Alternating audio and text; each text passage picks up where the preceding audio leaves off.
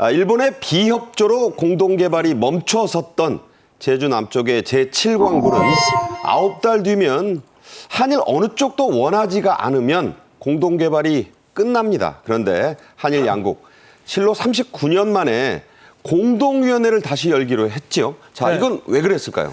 이 문제를 제가 좀 설명을 드리려면 이 대륙붕이 뭔지를 좀 먼저 짧게 설명을 그렇죠. 드려야 대륙붕 되겠습니다. 중요하죠. 이게 대륙붕이 뭐냐면요. 쉽게 말씀드리면 이게 육지가 있잖아요. 육지가 있고 바다가 있는데 바다가 똑같지가 않고 육지의 연장선까지 이렇게 천천히 이제 깊어지는 수심이 있잖아요. 네네. 그게 수심 200m에서 250m 정도 그렇죠. 되는 네. 여기는 육지의 연장선이라고 봅니다. 여기가 대륙붕이에요. 그다음에 이게 어느 시점에선가 끝나잖아요. 그때부터는 갑자기 푹 깊어지거나 심해져, 그게. 뭐 마리아나 해구처럼 10,000m 이상 되거나 또는 큰 산맥이 바닷속에 있거나 그래서 뭔가 이 해저라고는 하지만은 우리가 접근하기가 거의 불가능한 현재 우리 기술로는 그렇습니다. 그러니까요 대륙붕 구간이 원래 육지였는데 이제 바다 밑에 땅이 된 거 아닙니까? 그러니까 이 육지였을 때 뭔가 거기에 많은 산림들이 있었을 거 아니에요. 나무라든지 그렇죠. 이런 것들이 이제 그게 그대로 묻혀서 나무가 오래 묻혀서 만들어지면 석탄이 되는 것이고 그게 액화가 되면 석유가 되고 천연가스가 되고 그러잖아요. 그렇죠. 그러니까 우리가 지금 관심 갖고 있는 유전은 대개 대륙붕 구간에서 발견이 되는 겁니다. 그리고 대륙붕 구간에서 발견이 되어야 개발도 가능해요. 그렇죠. 수심한 100m에서 200m 정도까지 내려가서 거기서부터 뚫고 들어가야 되잖아요. 이게 지표문까지 가는데 한 10,000m를 뚫고 내려가야 되는 이거는 불가능한 거거든요. 네네. 자, 그래서 이 대륙붕이 그래서 중요하다는 겁니다. 그리고 여기에 계속 퇴적물도 쌓이고 하기 때문에 먹을거리도 많고 그러니까 어류도 대부분 다 대륙붕 구간에서 사는 거예요. 그러면 왜 한국과 일본이 1974년에 공동개발을 합의했냐. 이 대륙붕이 국가 영토의 연장선에 있기 때문에 지금 논의가 되고 있는 7광구는 대한민국 영토의 연장선에 있는 대륙붕과 일본 규슈 지방에서 내려오는 대륙붕이 만나고 공유되고 있는 지점이에요. 네. 여기에 중국 쪽도 그렇게 멀지 않으니까 중국의 땅덩어리에서 이렇게 내려오는 대륙붕도 살짝 겹쳐 있어요. 네. 그러니까 그 지역이기 때문에 이게 어느 나라가 독점적으로 이건 우리나라 대륙붕이야라고 고집할 수 없었던 거죠.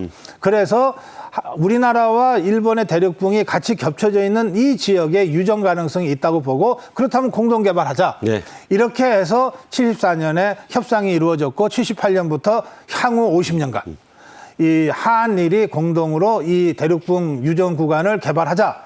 그러면서 붙인 이름이 7광구라고 하는 이름이었습니다. 네. 자, 그러다가 이제 이게 중단이 일본 측에 석연치 않은 이유로 중단이 됐었어요. 7광구가 처음 개발될 때 온 나라는 산유국의 꿈에 부풀었죠. 당시의 모습 돌아보겠습니다. 우리나라 해저 광물 자원을 탐사하는 조사 비행 계획이 드디어 착수되었습니다. 지난날 연구 결과에 의하면 우리나라 서해와 제주도 남방 해역의 대륙붕 밑에는 석유와 천연가스가 있을 가능성이 짙다고 알려져 왔는데 그 실제 상황을 밝히려는 것이 이번 탐사의 목적입니다.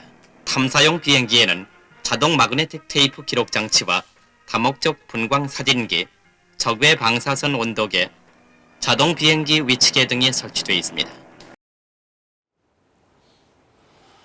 네, 저렇게 떠들썩하다가 1985년에 갑자기 중단이 됐어요. 일본 측에서 갑자기 중단시킨 겁니다. 자, 이 지역이 다시 주목받는 이유, 바로 화석연료의 전반적 고갈에 따른 에너지 문제 때문인데요. 이 7광구의 경제적 가치, 세계 최대 수준의 매장량이죠? 네, 현재 추정되는 매장량은 경제적 가치로 따지면 580조 이상 되는 걸로 어마어마하죠. 추정이 됩니다. 네. 우선 가스가 이제 많이 있는데 가스는 사우디아라비아의 가스 매장량보다도 10배 되는 가스가 매장돼 있을 거라고 추정됩니다. 듣기만 해도 참 황홀하죠. 예. 네. 이게 이제 돈으로 따지면 현재 우리 시가로 200조 넘는 그런 네. 가스고요. 그다음에 이제 그 밑에 이제 원유가 있지 않겠습니까? 원유가 1,000억 배럴 정도로 추정이 됩니다. 미국의 한 5배 가까이 된대요. 예, 그렇습니다. 그래서 세계 최대의 그 가스 원유 매장이 있는 곳이다. 이렇게 지금 추정이 되는데, 물론 우리가 그동안은 이제 탐사를 했는데 제대로 발견을 못 했어요. 네. 그런데 사실은 그동안 한 39년 40년 가까이 중단됐기 때문에 그 당시 기술로 그랬다는 것이고요. 네. 그 당시에야 탐사 기술이나 또는 시추 기술이 지금보다 훨씬 좀 뒤떨어지지 않았겠습니까? 네. 지금 다시 이걸 한번 해보자. 이제 그런데 왜 이게 이 시점에 갑자기 불거졌냐?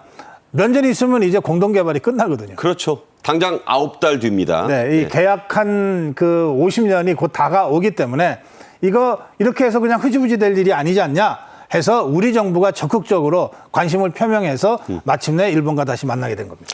자, 일본이 39년 전에 돌연 이 공동 개발을 중단한 게 속내가 있다고 보는 겁니다. 자, 고주필께서 보시는 그 속셈은 뭘까요? 뭐 이거 다 국가 이익 때문인데요.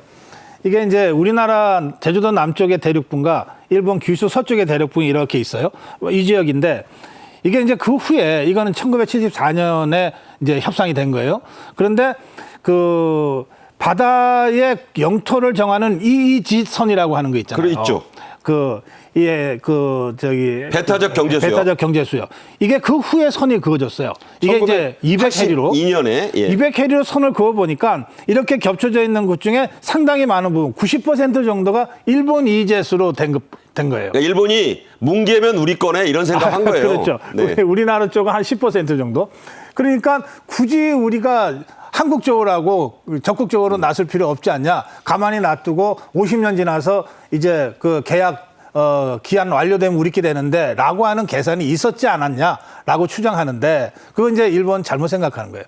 왜냐하면 10%건 5%건 같이 붙어 있는 것은 어느 나라가 동의하든 동의하지 않으면 다 못하게 돼 있습니다. 네. 현행법상. 그래서 이제 일본도 이런 상황을 알기 때문에 우리 정부가 지금이라도 적극적으로 하자 하는 데 대해서 계속 모르쇠로 가기는 어려울 거라고 저는 생각합니다. 네.